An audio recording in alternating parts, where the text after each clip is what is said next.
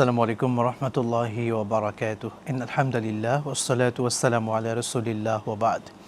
প্রিয় দর্শক মণ্ডলী, আপনাদের প্রত্যেককে আন্তরিক অভিনন্দন জানাচ্ছি আর টিভির জনপ্রিয় ইসলামিক শো প্রাণ নিবেদিত প্রশ্নে করুণে। আপনাদের সঙ্গে আছি আমি মোহাম্মদ আল আমিন খান। দর্শক, আজকে এই চমৎকার আয়োজনে অতিথি হিসেবে রয়েছেন বাংলাদেশের প্রখ্যাত ইসলামিক স্কলার, বিশিষ্ট ইসলামী চিন্তাবিদ, শিক্ষাবিদ, লেখক এবং গবেষক ফদিলতুল শেখ প্রফেসর ডক্টর মুফতি আবু ইউসুফ খান হাফিজাহুল্লাহ, সম্মানিত অধ্যক্ষ, তামিরুল মিল্লাত কামিল মাদ্রাসা, ঢাকা। আসসালামু আলাইকুম রহমতুল্লাহ। ওয়ালাইকুম আসসালাম ওয়া রাহমাতুল্লাহি ওয়া বারাকাতুহু। শেখ, ভালো আছেন? আলহামদুলিল্লাহ, আপনি আছেন ভালো? আলহামদুলিল্লাহ, আপনাকে আন্তরিক অভিনন্দন জানাচ্ছি আজকের আয়োজনে। দর্শক মণ্ডলী, এই সুন্দর আয়োজনে জীবন ঘনিষ্ঠ যে কোনো বিষয়ে জানতে এবং ইসলামের সঠিক সমাধান পেতে স্ক্রিনে দেখানো নম্বরে ফোন করে প্রশ্ন করুন। কোরআন সুন্নাহর আলোকে আমরা প্রত্যেকটি প্রশ্নের উত্তর দেওয়ার চেষ্টা করব ইনশাআল্লাহু তাআলা। দর্শক, আজকে আমরা আলোচনার জন্য বিষয় নির্ধারণ করেছি দাম্পত্য কলহ এবং এর ইসলামী সমাধান। দর্শক, আমরা বর্তমান সময়ে খুব বেশি দেখতে পাচ্ছি পারিবারিক ভাঙন, স্বামী স্ত্রীর কথা কাটাকাটি, এক পর্যায়ে অল্প ঠুনকো বিষয়ে একে অন্যকে তালাক দিচ্ছে এবং এক পর্যায়ে তারা ভুল বুঝতে পারছে, আবার সংসার করছে। এই যে প্রক্রিয়াগুলো, পারিবারিক কলহ আমাদের প্রত্যেকটি পরিবারে প্রায় লেগেই রয়েছে। কেন হচ্ছে পারিবারিক কলহ? ইসলাম কোন পথে রেখেছে সমাধান? চলুন আমরা সম্মানিত শেখের কাছ থেকে বিস্তারিত জেনে নেই। শেখ, দাম্পত্য কলহ আমাদের সমাজের এখন একটা মহামারী আমরা বলতে পারি। আমাদের কাছে যে মাসালাগুলো আসে বেশিরভাগই দাম্পত্য কলহ রিলেটিভ। কেন হচ্ছে দাম্পত্য কলহ, যদি বলতেন। আলহামদুলিল্লাহ, অত্যন্ত চমৎকার, যুগ উপযোগী এবং সময় উপযোগী বিষয়গুলো নির্বাচন করেছেন। আমরা জানি যে দাম্পত্য বিবাহ একটি শরীয়তের বিধান, যে বিধানটা বিধানের মাধ্যমে আমরা স্বামী এবং স্ত্রী হিসাবে পরিচিতি লাভ করি। আমরা জানি যে স্বামী হিসাবে স্ত্রীর উপর কিছু অধিকার থাকে, আবার স্ত্রীর স্বামীর উপরে কিছু অধিকার থাকে, যে অধিকারগুলা আসলে শরীয়তসম্মত। যেমন স্বামী কোনো মহিলাকে বিয়ে করার জন্য তার যে প্রথম শর্ত, তাকে মোহর দিতে হয়। মোহর একটা আর্থিক অধিকার যেটা স্ত্রী স্বামীর কাছে পায়। আবার স্বামী তার স্ত্রীর থেকে যে সমস্ত অধিকার, তার সেবা এবং তার যত্ন, তার যে চাহিদা, সেটা মেটানোর জন্য যে অধিকারগুলো রয়েছে। আপনি জানেন যে বিবাহর যে সমস্ত শর্তগুলো আছে, তার মধ্যে 3টা শর্ত আছে: নান, সুকনা এবং তার জন্য বাসস্থান, যেটা তাকে মোহর দিতে হবে এবং তাকে খাদ্য দিতে হবে, খাদ্য পানাহারের ব্যবস্থা করে দিতে হবে এবং তার বাসস্থানের ব্যবস্থা করতে হবে। কোরআনে তো একই কথা বলেছে, আসকিনুহুন্না মিন হাইথু সাকানতুম মিন ওয়াজিদিকুম। হ্যাঁ, এখানে এই 3টা আসলে স্বামী হিসাবে তাকে দিতেই হবে, তাকে স্ত্রীকে। কিন্তু এই সমস্ত জিনিসগুলো বিবাহের সময় আলোচনা হইলেও বা আগ পিছে হইলেও এগুলা কিন্তু আসলে স্বামীর পক্ষ থেকে অনেক সময় অবহেলা দেখা দিচ্ছে। এই অবহেলার কারণে স্ত্রীর পক্ষ থেকে সে অবহেলা হয়। মূলত যখন যার অধিকার থেকে মানুষ যখন বঞ্চিত হয় তার অধিকার থেকে, তখনই তার মধ্যে রাগ, ডিমান্ড, বিভিন্ন ধরনের অবস্থা তার ভিতরে সৃষ্টি হয়ে যায়। মূলত একজন স্বামী, আমাদের দেখা যায়, আপনি যদি তালাশ করেন, অনেকে তার স্ত্রীর মোহর যেটা প্রাপ্য এটা তাকে দেয় না, অধিকাংশ কিন্তু দিচ্ছে না। এবং আমরা যে কালচারটা দেখি যে বাসর রাতে, অর্থাৎ প্রথম রাত্রে স্ত্রীর অনেক সময় অনেকে এমন ভাবে মাপ চায়, তাকে ইমোশনাল ব্ল্যাকমেল করে। যে জিনিসটা, সেটা হলো যে মোহর যে একটা গুরুত্বপূর্ণ বিষয়, বিবাহের মধ্যে একটা শর্ত, সেটা সেক্ষেত্রে দেখা যায় অনুষ্ঠানে অনেকে বলে দাও না একটা সংখ্যা পড়ি, এটা তো আর আদায় করতে হয় না, এত হালকা করে দেখার বিষয় না ব্যাপারটা। তাকে মোহরটাকে একবারে সঠিকভাবে আদায় করতে হবে। মাপ চাওয়াতে হলে সেটা অনেক পরের ব্যাপার। সেটা যদি তার সাথে মহাব্বত হয়, তার সাথে সম্পর্ক ভালো হয় এবং স্ত্রী তার স্বামীকে মাফ করে দেয়, সেটা ভিন্ন ব্যাপার। কিন্তু স্বামীর উপরে স্ত্রীর এই অধিকার যে তাকে মোহরটা তাকে বুঝাই দিতে হবে, বিয়ের প্রথম যে অধিকারটা, তার মোহর দিতে হবে সেখানে। এবং মোহর যদি বিবাহতে উল্লেখটাও করা হয়, তবু সেটা দিতে হয়।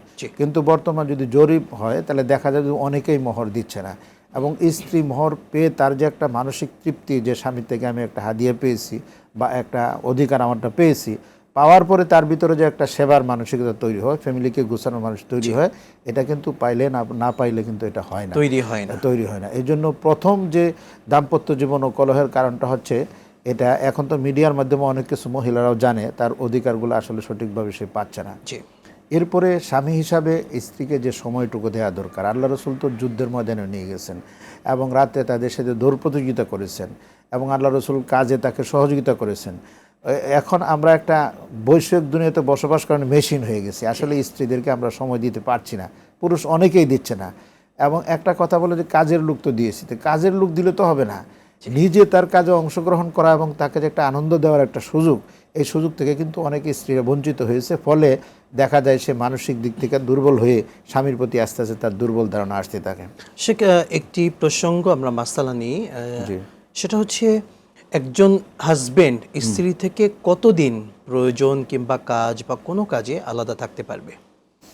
আসলে তো বলা হয়েছে হুন্না লিবাসুল্লাকুম ওয়া আনতুম লিবাসুল্লাহ, বলা হচ্ছে স্ত্রী আপনার জন্য, পুরুষের তার স্বামীর জন্য পোশাক, আবার স্বামী তার স্ত্রীর জন্য পোশাক। পোশাক তো কোনো সময় বিচ্ছিন্ন হতে পারে না, কিন্তু এরপরও প্রয়োজনের কারণে অনেক সময় দেশের বাইরে যেতে ব্যবসায়িক কারণ হতে পারে, এটা তার প্রয়োজন যতদিন ততদিকে। কিন্তু এটাকে সুযোগ করে সে মাসকে মাস বছরকে বছর দূরে থাকলো, এটা কিন্তু আসলে স্বামী স্ত্রীর অধিকারের মধ্যে অনেক দূরত্ব সৃষ্টি হয়।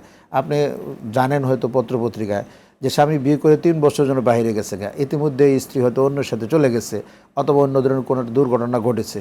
এটাই তো, এই জন্য স্বামীকে অবশ্যই যদি সফর করতে তাহলে স্ত্রীকে সাথে নিয়ে যাওয়া, অথবা যদি একান্ত নাই হয় তাহলে তাকে এই বুঝটা দেওয়া দরকার যে আমি তোমার প্রয়োজনেই দেশের বাইরে রয়েছি বা অন্য জায়গায় গিয়েছি। এই বুঝটা হলে কিন্তু তার মধ্যে হবে না।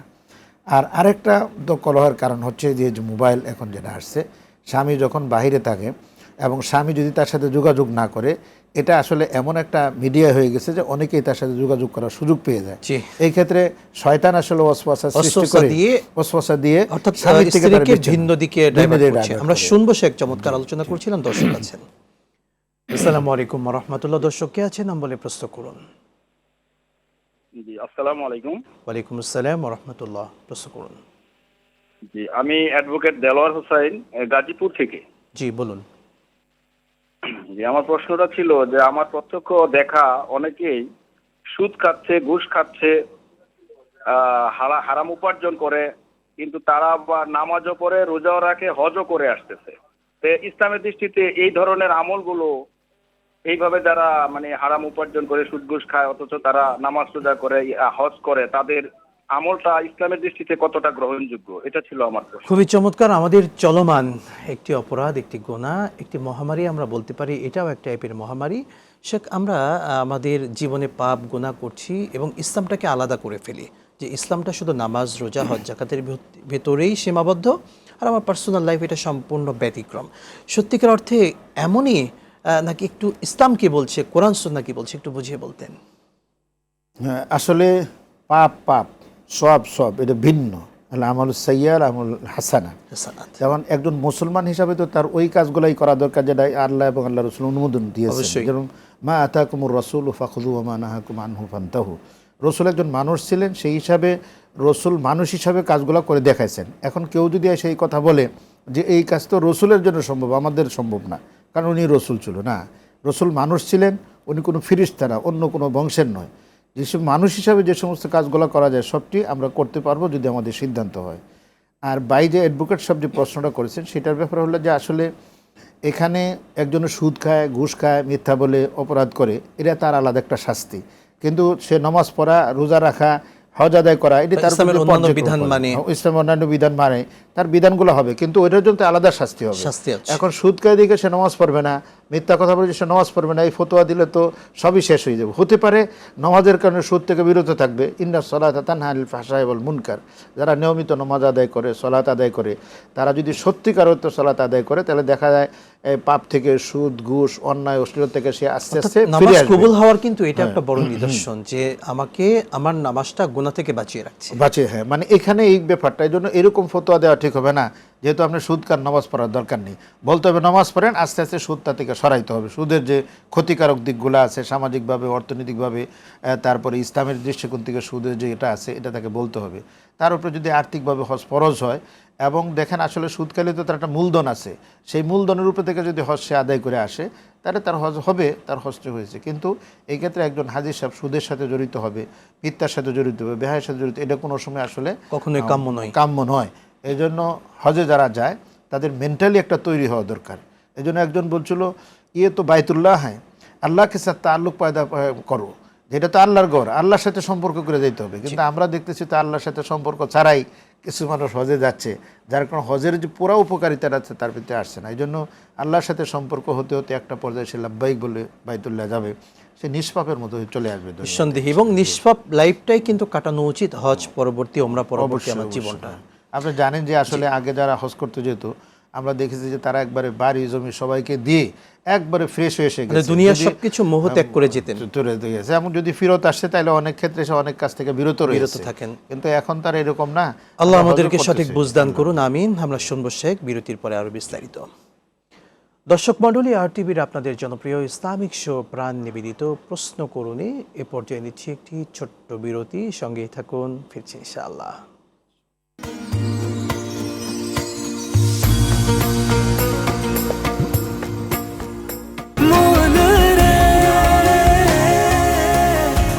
এভাবে ভরপুর বেঁচে থাকাটাই জীবন, আর জীবনের স্বাদের অনিবার্য সঙ্গী প্রাণ।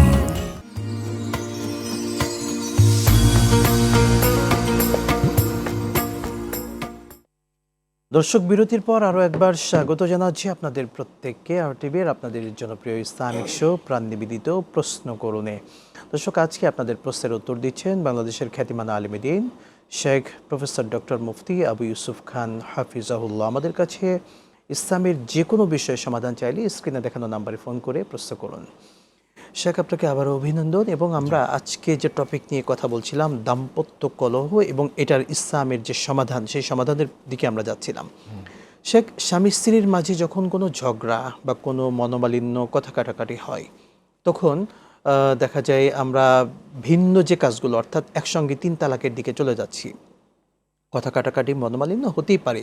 সেই সিচুয়েশনে আমাদের করণীয় কি? প্রত্যেক হাজব্যান্ড ওয়াইফের কি করণীয় বলতেন? আসলে খুবই গুরুত্বপূর্ণ। এখন এই তালাক শব্দটার চর্চা খুব বেশি হচ্ছে। আসলে যখন স্বামী স্ত্রীর মধ্যে কোনো মতানৈক্য হয়, তাহলে প্রথম তো কাজ হলো দুইজন পরস্পর কন্ট্যাক্ট করা, যে কেন দূরত্বটা হলো। যদি তারা দুজনের সম্ভব হয় এটাকে মানে সলিউশন দেওয়াতে তো হয়ে গেল, অথবা যদি তার না হয় তাহলে স্ত্রীকে বিচ্ছিন্ন আমরা করা। এই প্রশ্নটি নেব, কিন্তু একজন দর্শক যুক্ত আছেন, আমরা যুক্ত করি। জি, আসসালামু আলাইকুম ওয়া রাহমাতুল্লাহ। দর্শক কে আছেন, নাম বলে প্রশ্ন করুন। জি, আমি মোহাম্মদ এনায়েত হোসেন। জি, আমার মেয়ের একজন কানাডা প্রবাসী ছেলের সঙ্গে বিয়ে দেওয়া হয়েছে, একদম পারিবারিক ধর্মীয় এবং সব রীতিনীতি অনুসরণ করে। জি, বিয়ের পরে তারা 3 মাস একসঙ্গে ছিল, পরে চাকরির কারণে ছেলেটা চলে যায় কানাডাতে। চলে যাওয়ার পরে তারা যোগাযোগ রাখছিল ফোনে, কিন্তু গত 1 মাস হলো হঠাৎ করে ছেলেটা বলতেছে যে তোমার প্রতি আমার কোনো আকর্ষণ অনুভব করছি না। হ্যাঁ, এবং একটা পর্যায়ে সে বললো যে তোমাকে আমি ডিভোর্স দিয়ে দেবো। আমি পরবর্তীতে ছেলের বাবা আমার সঙ্গে কথা বললে তখন তারা আবার বলে যে এটা ছেলের ব্যাপার, ছেলে কেন এরকম হলো এটা তো আমরা জানি না, যেটা আল্লাহর ইচ্ছা সেটা হবে। তো এইটা আমি ঠিক বুঝতে পারতেছি না আসলে বিয়ে তো কেন এরকম করতেছে। আচ্ছা, এটার কি সমস্যা? আমরা এমনটা অনেকটা দেখতে পারি, কিন্তু কি প্রকৃত সমস্যা, কেন সেই ছেলে ডিভোর্স দিতে চেয়েছেন?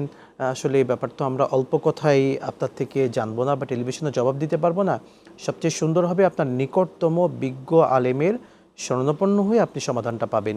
এরপরে আমাদের উস্তাজ কিছু বলবেন। আপনি বুঝতে পেরেছেন নিশ্চয়ই, এক প্রবাসী ছেলের সঙ্গে তিনি বিয়ে দেন তার মেয়েকে, এবং 3 মাস সংসার করেছে। সেই ছেলে যখন প্রবাসে চলে যায় 6 মাসের পরে তিনি হঠাৎ করে বলছেন যে আমি তাকে ডিভোর্স দিয়ে দিব, সংসার আর করব না। কেন এমনটি হচ্ছে? আমরা সমাজে প্রায় এমনটা দেখি। কেন এই কালচার, এই অবস্থা কেন হচ্ছে, একটু বলতেন? আসলে ওই যে ডিভোর্স দিয়ে দিবে এই কথাটা তো না দেওয়া পর্যন্ত এটা কার্যকরী হবে না। দ্বিতীয় হলো এই সমস্ত আসলে এই সাধারণ এই স্বল্প সময়গুলো দেওয়া যায় না। তালাকের মাসালার ব্যাপারে লিখিত লাগে, অবশ্যই লিখিত নিয়ে বিজ্ঞ আলেমদের থেকে সেটা লিখিত ফতোয়া নিতে হয়, তখন সেটা পরস্পর সারাসারি যেটা হবে।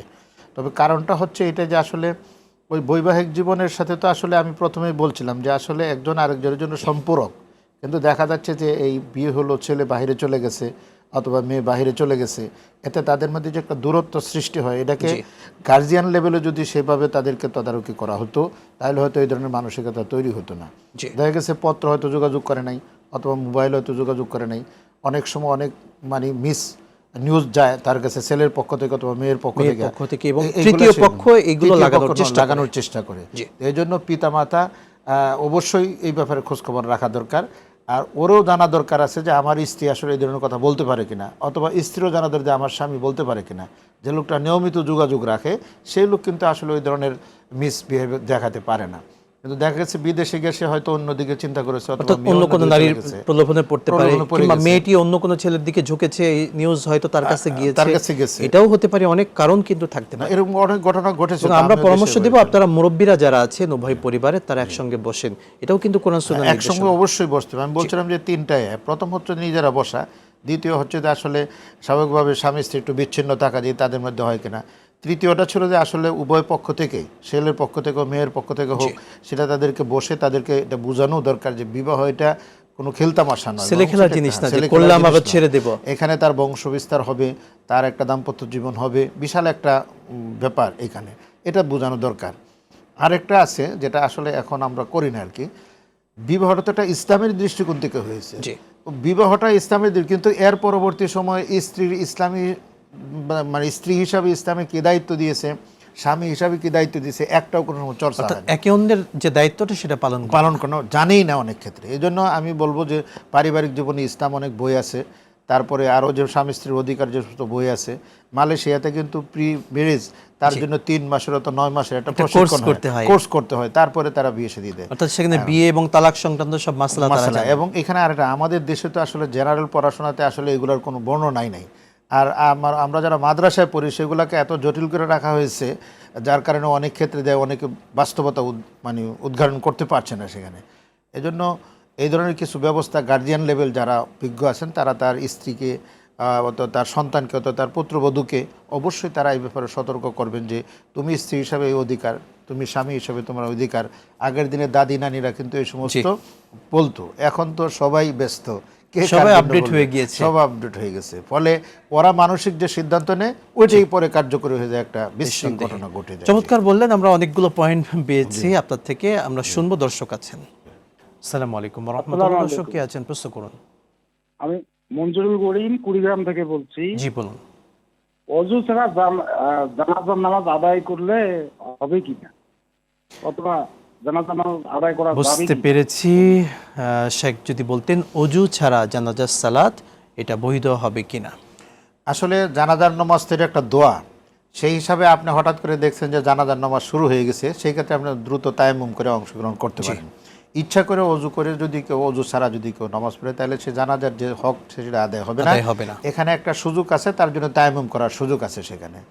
আর আইম্মা সালাসা যারা বলছেন, ইমাম আবু হানিফার কাছে অজু তার জন্য শর্ত, কিন্তু কেউ কেউ বলছেন যে অজু শর্ত না, যেহেতু দোয়া এই জন্য অজু না করলেও সেখানে হবে। তবে এটা ফতোয়া হচ্ছে অজু তাকে করতে হবে এবং 4টা তাকবীর সেখানে দিতে হবে। অর্থাৎ যদি সুযোগ থাকে অবশ্যই অজু করে তিনি অ্যাটেন্ড করবেন অবশ্যই। আর যদি দেখা যাচ্ছে এমন হয় যে জানাজার সালাত ছুটে যাবে, জামাত ছুটে যাবে, তাহলে তিনি শর্ট টাইমে তায়াম্মুম করে এরপরে দাঁড়াবেন, দ্রুত তায়াম্মুম করে নেবে। জি, জাযাকাল্লাহু খাইরান। শেখ, আমরা দাম্পত্য কলহের বেশ কয়েকটি ব্যাপার শুনছিলাম যে স্বামী স্ত্রীর যখন ঝগড়া হয়, এই ঝগড়া অবস্থায় একে অন্যের পরস্পরের কি দায়িত্ব করণীয়। অর্থাৎ আমরা তো দেখি স্বামী রেগে গেলে স্ত্রী আরও বেশি রেগে যায়, কিংবা স্ত্রী রেগেছে স্বামী আরও বেশি। ব্যাপারটা কি, দুই দিকে থেকে যদি আগুন জ্বলে তখন তো বাস্ট মারবে আর কি। আসলে ব্যাপারটা হলো আর রিজালু কাওয়ামুন আলান নিসা, ফ্যামিলিটার মূল দায়িত্বে থাকে পুরুষ।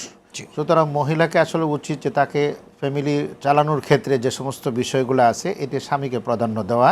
হ্যাঁ, তো পরামর্শ দিতে পারে, কিন্তু স্বামী যদি তার পরামর্শ গ্রহণ না করে এই জন্য স্বামীর সাথে বিদ্রোহ করা ঠিক হবে না। কিন্তু তার প্রাপ্যের ব্যাপারে যেমন তার প্রসাধনীর দরকার আছে, তার খাবারের দরকার, সুকনের ব্যাপার দরকার আছে, এগুলো সে সুন্দরভাবে চাবে স্বামীর সাধ্য অনুযায়ী সে দেওয়ার চেষ্টা করে, স্বামী দেওয়ার চেষ্টা করে। কিন্তু এই ক্ষেত্রে অনেক সময় অনেকের চাহিদা খুব বেশি থাকে। এই বেশি চাহিদার কারণেই স্বামীর হয়তো ইনকাম সীমিত অথবা সে দিতে পারছে না। এটা আরেকটা বড় সমস্যা হয়, স্বামীর সাথে যদি তার পিতামাতা থাকে অথবা স্বামীর কোনো আত্মীয় স্বজন থাকে, তাহলে দেখা যায় এটা বধূ বা এই মহিলা মেনে নিতে চায় না। এখানে আর একটা ঝগড়া লাগে। অথচ এটা কিন্তু বিশাল ব্যাপার। তার মা অথবা তার বোন যদি থাকে তাহলে সমস্যা হয় না, কিন্তু স্বামীর বোন অথবা স্বামীর মা অথবা পিতা থাকলে এনে অনেকটা সমস্যা দেখা দেয়। কিন্তু এটা বোঝা দরকার ওই মহিলাকে যে আসলে আপনার পিতামাতা যখন আসে তখন আপনি খুব সদয় থাকেন, আচরণে সুন্দর থাকেন, নিজের অবস্থা থেকে দুর্বলতা না দেখায় তাদেরকে সেবা যত্ন করেন। কিন্তু ছেলের পক্ষ থেকে যখন আসে তখন দেখা যায় 1 দিন 2 দিন কান ভারী করতে করতে তার তো পিতা, তার তো মাতা, দেখা যাচ্ছে যে তার সাথে আচরণ খুব খারাপ করেছে এবং একটা সম্পর্ক বিচ্ছিন্ন হয়ে যায়। এই জন্য এখানে আসলে এই নসিহতটা করা দরকার যে ছেলের পিতা আর মেয়ের পিতা একই রকম মর্যাদার অধিকারী, অবশ্যই। এবং মেয়ের মাতা ছেলের মাতা একই রকম মর্যাদার অধিকারী, তার ভাই বেরাদর তাদের আত্মীয় স্বজন যারা আছে তারা একই পর্যায়ের মর্যাদার অধিকারী। কিন্তু এই ক্ষেত্রে অনেকটা দূরত্ব হয়ে শেখ, গেছে। আমরা এই পয়েন্টটি শুনতে চাই যে শাশুড়ি এবং বৌমা সম্পর্ক হলো দা কুমড়ার মতো, কিন্তু শাশুড়ি নিজের মেয়ের শত ভুল দেখলেও সেটা না দেখে না। তো যদি বৌমার ছোট্ট চুন থেকে পান খসে তাহলে কিন্তু সেটাকে বিরাট আকার ধারণ করে, এই জন্যই কিন্তু ফাটলগুলো তৈরি হচ্ছে। যদি এটাও একটু বুঝিয়ে বলতেন। আসলে আপনি খুব বেশি বলে ফেলছেন যে দাও কুমড়া না, আমরা বলছি যে শাশুড়ি তার সন্তানের মতো দেখতে হবে। জি। তার মেয়ে যেরকম তার পুত্রবধূ সেরকম। জি। আবার মেয়ের শাশুড়ি, মেয়ের মা ছেলেকে তার ছেলে যেরকম, জামাই একই রকম যদি দেখে, এখানেই আসলে দূরত্বটা বেশি। আমি মনে করি এই ক্ষেত্রে আসলে শাশুড়িজি সে যদি আসলেও তার নিজের সন্তানের মতো দেখে, ছেলের পক্ষ হোক অথবা মেয়ের পক্ষ হোক, তাহলে এখানে হয় না। নিজের মেয়ের দোষগুলো সে সংশোধন করতে পারে এবং তাদেরকে বোঝাতে পারে, সেটা মেনে নিতে পারে, তাহলে ছেলেরটা মেনে নেবে না কেন, তার পুত্রবধূরটা মেনে নেবে না কেন? এই ব্যাপারটা আসলে খুবই অর্থাৎ উভয়কে নমনীয় হওয়া উচিত। নমনীয় হওয়া উচিত। এবং সে কি বলেছে, আমরা দেখি যে সাধারণ একটা ঘটনা আমার কাছে আসছে যে শুধু পোশাক পরবে এই নিয়ে কেউ ঝগড়া লেগে শেষ পর্যন্ত তাদের সাথে সম্পর্ক বিচ্ছিন্ন হয়ে গেছে গা। এটা ঠিক না আসলে। এই ব্যাপারে এই জন্য অধিকারগুলো জানা দরকার। আমি আল্লাহ পাক আমাদেরকে বুঝে তৌফিক দিন, আমিন। শেখ, শুনবো আপনার থেকে বিরতির পরে আরো বিস্তারিত। দর্শক মণ্ডলী, আর টিভির আজকের এই জনপ্রিয় ইসলামিক শো প্রাণ নিবেদিত প্রশ্ন করুন জানছিলেন দাম্পত্য কলহ, এটা সমাধান কি, ইসলাম কি বলেছে, জানবেন আরও। তবে বিরতির পরে যুক্ত থাকুন, অল্প কিছু সময়ের মধ্যে ফিরবো ইনশাআল্লাহ।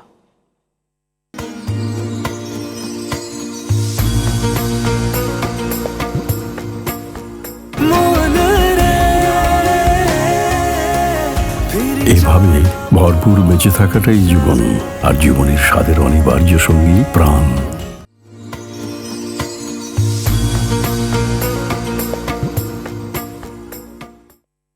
দর্শক, বিরতির পরে আবারও স্বাগত জানাচ্ছি আপনাদের সকলকে আর টিভির জনপ্রিয় ইসলামিক শো প্রাণ নিবেদিত প্রশ্ন করুনে।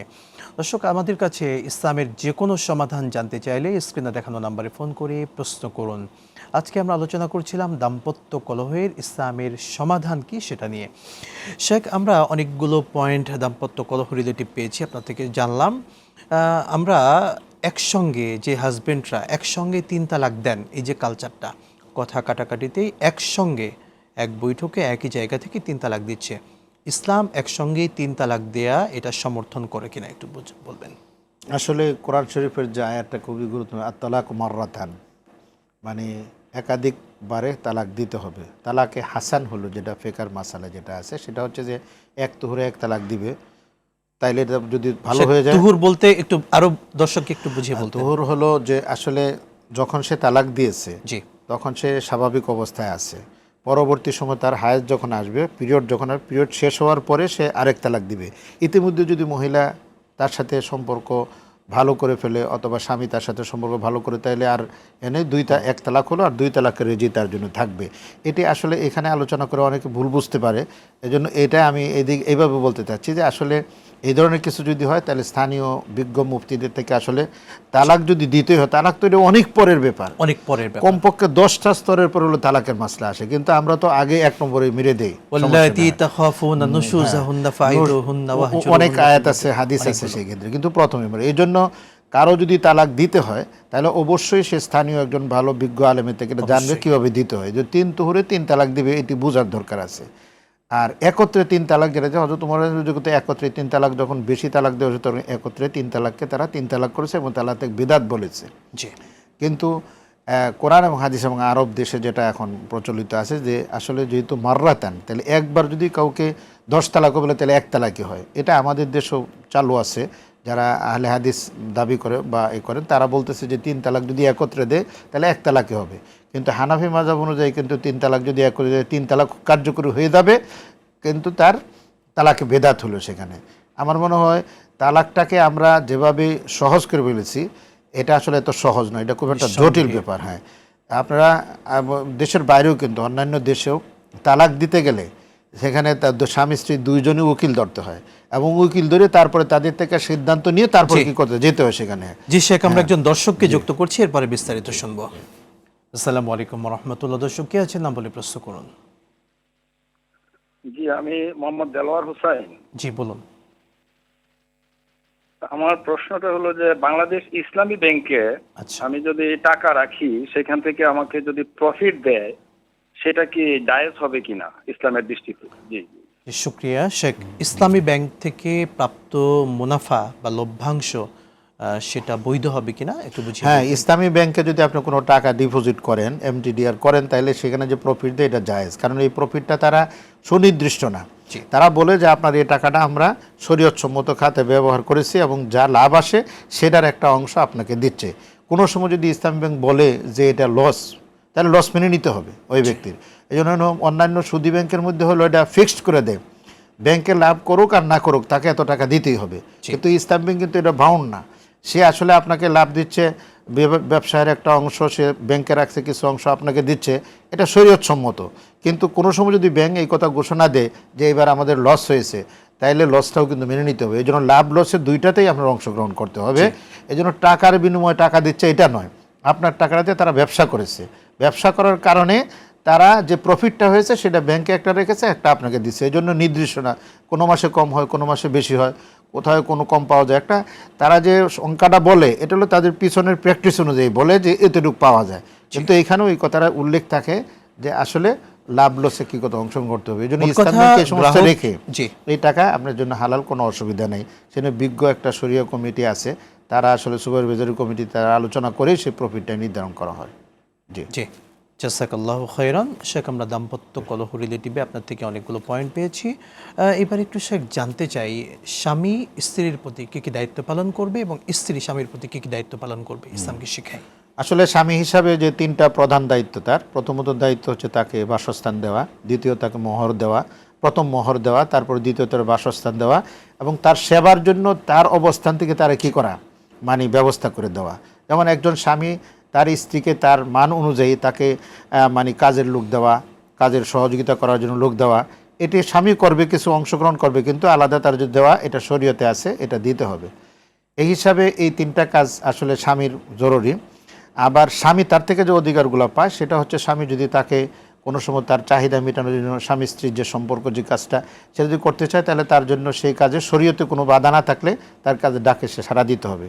আর দুই নম্বর হচ্ছে যে আসলে স্ত্রী স্বামীর সেবা করবে, এখানেই আসলে মূল মশলা। সেবা করতে গিয়ে শুধুমাত্র আপনি তার মাথা হাতায় দিলেন আর পা হাতায় দিলে তো সেবা না, তার জন্য কোনো সময় চা বানাই দিতে হবে, কোনো সময় খাবার তৈরি করতে হবে, কোনো সময় তার ঘরের যে সমস্ত যে আসবাবপত্র আসলে গুছাই দিতে হবে, তার একটা সম্পূরক ভূমিকা সে রাখবে। এটা আসলে স্ত্রীর কিন্তু দায়িত্ব। অনেক ক্ষেত্রে দেখা যায় যে স্বামী হয়তো কোথা থেকে আসছে, আসার পরে দেখা যায় স্ত্রী কোনো আমাদের দেশে আমি মাঝে মধ্যেই বলি যে স্বামী সারাদিন কাজ করে আসছে, এখন দরজায় কলিং বেল দিচ্ছে, উনি মোবাইল নিয়ে বসে রয়েছে। তো এই স্ত্রীর প্রতি তো স্বামী হবে, স্ত্রীর উচিত হবে, যেহেতু তার টাইমিং জানা আছে অথবা সে জানে যে স্বামী আসতেছে, তখন নিজেই দরজা খুলে দেওয়া এবং নিজে খোঁজখবর নেওয়া। তাহলে স্বামী কিন্তু সারাদিন যে বাহিরে কষ্টটা করলো, এই কষ্টটা কিন্তু সে ভুলে যায় যখন তার স্ত্রী হয়। কিন্তু যখন সে দেখে কয়েকবার কলিং বেল দেওয়ার পরেও সে দরজা ঢুকতে পারছে না, এরপর হয়তো কাজের লোক খুলে দিয়েছে, গিয়ে দেখে যে রুমের এক জায়গাতে সে ঠ্যাং তুলে মোবাইল টিপতেছে, তখন তো মেজাজ খারাপ হবেই। এই জন্য এটা খেয়াল রাখতে হবে। স্বামীর ডিপার্চার আর অ্যারাইভাল যেটা বলি আমরা, সেই মুহূর্তটা কিন্তু আসলে স্ত্রী তাকে বিদায় দেওয়া, আবার আসার সময় স্ত্রী তাকে কী করা, রিসিভ করা, এতে অনেকটা কিন্তু দায়িত্ব, অনেক কঠিন জিনিসও সমাধান হয়ে যায়। আর স্ত্রীর আরেকটা দায়িত্ব হলো ঘর গোছায় রাখা, সন্তানাদি আসবে, সেই সন্তানাদিদের জন্য পরিবেশ করা, তারা যেন পড়াশোনা করতে পারে, একটা সুন্দর ম্যানারে তারা আগাইতে পারে, এই সমস্ত জিনিসগুলো আসলে স্ত্রীর কাজ। আর বিশেষ করে ঢাকাতে যারা থাকে, জীবিকা নির্বাহের কারণে সারা সময়টাই বাইরে থাকতে হয়, কারণ যে এক্সপেন্সিভ লাইফ এখানে করতে হয়, এক্ষেত্রে স্ত্রীর মানে খেয়াল করা দরকার। আর স্ত্রী যখন এইগুলা সে সুন্দরভাবে আদায় করে, তখন স্বামী অটোমেটিকলি তার প্রতি সে সফট কর্নার থাকে সেখানে। এখন কিন্তু দেখা যাচ্ছে যে আমার কাছে এরকম মশালা আছে যে স্বামী স্ত্রী একই জায়গায় থাকে, কিন্তু দীর্ঘদিন যাবত তাদের সাথে কোনো সম্পর্ক নেই। আমরা শুনবো, এই পয়েন্টটি আমরা নিব। কেন হচ্ছে একজন দর্শক আছেন। আসসালামু আলাইকুম ওয়া রাহমাতুল্লাহ। দর্শক কে আছেন, নাম বলে প্রশ্ন করুন। হুজুর, আমি এই ব্রেস্টের জন্য ওই যে পুরুষ ডাক্তার যাইছে, আমার কোনো গুনাহ হবে? বুঝতে পেরেছি বোন। শেখ তিনি যেটি বোঝাতে চেয়েছেন, তার ব্রেস্ট কেন্দ্রিক অসুস্থতার কারণে তিনি একজন পুরুষ ডাক্তারকে সেটি দেখিয়েছেন, এক্ষেত্রে কোনো গুনাহ হবে কিনা? আসল কথা হলো, এটা তো মেয়েলি ব্যাপার, এখন তো মেয়ে বিজ্ঞ ডাক্তার পাওয়া যায়, আমি মহিলা ডাক্তারকে প্রাধান্য দিব। যদি কোনো মহিলা ডাক্তার ওই মানের না থাকে, তাহলে আপনি হয়তো তার শরণাপন্ন হতে পারেন, তবে আপনাকে তালাশ করতে হবে যেহেতু এটা মেয়েলি ব্যাপার, মেয়ে ডাক্তারি সেখানে দেখানো অগত্য যদি না হয় তাহলে সেটা একবার খুব ইল্লামা স্তরিরতুম, মানে খুব অপারক নিরুপায় হয়ে হয়তো আপনি পুরুষের শরণাপন্ন হতে পারেন। এক্ষেত্রে এখন আমাদের দেশে অনেক বিজ্ঞ মহিলা ডাক্তার আছেন, তাদের সাথে যোগাযোগ করবেন। শেখ, আমরা আরেকটি অনলাইন থেকে প্রশ্ন নিচ্ছি। জনাব জয় জানতে চেয়েছেন গোসলের পরে পুনরায় অজু করা লাগবে কিনা নামাজের জন্য? না, গোসলের পর গোসলের যে নির্দিষ্ট নিয়ম আছে, 3টি ফরজ আছে, যে 3টা ফরজ যদি সঠিকভাবে আদায় করে তাহলে তার কি করবে না, কোনো অজু করার দরকার নেই। ইভেন যদি সে নদীতে লাফ দিয়ে পড়ে অথবা পুকুরে লাফ দিয়ে পড়ে তাহলেও তার কোনো ওই হবে না। মানে গোসলের ফরজগুলো কি একটু বলতেন? গোসলের 3টা ফরজ। একটা ফরজ তো হলো যে নাকের নরম জায়গা পর্যন্ত তাকে মানে পানি পৌঁছানো, গড়গড়া করে কুলি করা, আর সমস্ত শরীর পানি দিয়ে কী করা, ধৌত করা। এই সমস্ত শরীর ধৌত করাটার মধ্যেই মূলত তার মূল কাজ, যে আসলে শরীরের সমস্ত অঙ্গগুলা পানি দিয়ে। যেমন আজকে আমাদের দেশে ঝর্ণাতে গোসল করে, ঝর্ণা গোসল করলে দেখা যায় তার নিচের অংশটা অনেক সময় পানি যায় না, এগুলো করতে হবে। আঙ্গুলের মানে খিলাল করতে হবে, আঙ্গুল করতে যায় না। আর গড়গড়া অনেক সময় যদি আপনি উপরে থেকে দেন তাহলে গড়গড়া অনেক সময় হয় না, এই জন্য গড়গড়া করতে হবে। নাকের নরম জায়গায় পানি দেওয়া, যেটা এটাও যদি ঝর্ণা উপরের দিকে যায় না তাহলে এই কয়েকটা কাজ কিন্তু ঝর্ণাতে গোসল করলে অবশ্যই তার খেয়াল রাখতে হবে। ফরজ গোসল, এটা ফরজ গোসলের জন্য, কিন্তু এমনি তার উপরে গোসল ফরজ নয়, সে যেভাবে করতে পারে। আমরা একজন দর্শককে নিচ্ছি। আসসালামু আলাইকুম, কে আছেন বলুন? ভাই প্রশ্ন করুন। জনাব, আমি একজন মসজিদের ইমাম। জি, তো সংক্ষেপে প্রশ্ন করুন। সাধারণত মানুষ তো এনজিও সংস্থা থেকে লোন নেয়, কিন্তু ইমামদের ব্যাপারে তখন সমস্যাটা দেখা দেয়। এখন ইমামরা লোন নিতে পারবে কিনা? বুঝতে পেরেছি। শেখ, খুবই সংক্ষেপে জবাব দিতেন। আসলে লোন নেওয়া যদি সেটা ইসলামী শরিয়া মোতাবেক হয় তাহলে ইমাম আর সকলেই নিতে পারবে, আর ইসলামী শরিয়ত মোতাবেক না হলে কেউই নিতে পারবে না। এটা ইমামের জন্য। আমাদের এনজিও কিন্তু সুদ, হ্যাঁ, সুদ ভিত্তিক এনজিও। আপনি ইসলামী ব্যাংকে দরিদ্র বিমোচনের ইয়ে আছে, প্রজেক্ট আছে, বিভিন্ন জায়গাতে এরকম ফাউন্ডেশন আছে, তার থেকে আপনি নিতে পারেন। তবে যেটা অবৈধ এটা ইমামের জন্য অবৈধ, সাধারণ মানুষের জন্য অবৈধ। আর যেটা বৈধ, ইমাম অন্যান্য মানুষ সকলের জন্য। জাযাকাল্লাহু খাইরান শেখ, আশা করি তিনি বুঝতে পেরেছেন। আপনাকে অনেক ধন্যবাদ। জাযাকুমুল্লাহ আকরাম। দর্শক মণ্ডলী, আর টিভির আপনাদের সকলের প্রিয় আয়োজন প্রাণ নিবেদিত প্রশ্ন করুন থেকে আমরা আজকের মতো বিদায় নিচ্ছি। দেখা হবে আবারও। রব্বে কারীম আমাদের সকলকে সুস্থ রাখুন, ভালো রাখুন। আসসালামু আলাইকুম ওয়া রাহমাতুল্লাহি ওয়া বারাকাতুহু।